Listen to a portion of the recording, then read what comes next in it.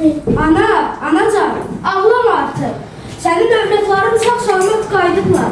Senin artık boynun dik duracaq. Artık biz bütün Azərbaycanı Vətən müharibəsində biz qələbə qazandıq. Bu gün zəfər günüdür. O torpaqları andıq. Tulib, Cəbrayıl, Laçın, Zəngilan, Qubadlı, Kəlbəcər, Ağdamdır yanan.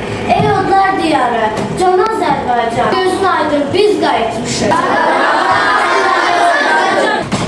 Tarixdən bəllidir Zəngilan adı. Uzaq keçmişdən gəlir soradı. Tarixin özüdür o Zəngilandır. Mənim gözəl Zəngilanım. Qatarına buyur qoşulur. Uça Kəlbəcərə gedəcəm. Mənim gözəl Kəlbəcər. Gözün aydın qan qardaşım. Zəbrayılım azad oldu.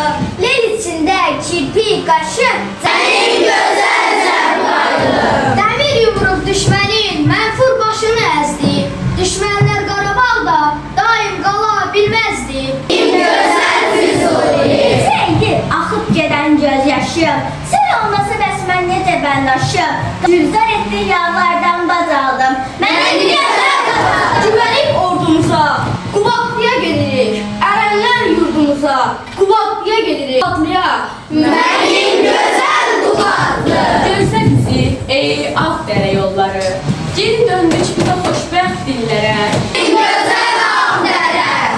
Ayrı bu illər kelindən, düşməmişsən bir Ağdamlı dilindən. Ağdamım, mənim doğma gözəl yurdum Ağdamım. Mənim gözəl Ağdamım. İllərlə həsrətim yandı içimdən. Laçın, sən ucaldın qəlbimdə yenə. Mənim gözəl Laçınım. Xankəndə Qarabağın incisi, ürəklərdə əbədilik sevgisi. Yurdum bu daşlı torpağa əzizdir. Mənim gözəl Xankəndi. Şuşa, səni azad etmək üçün bir iki dastan yazıldı.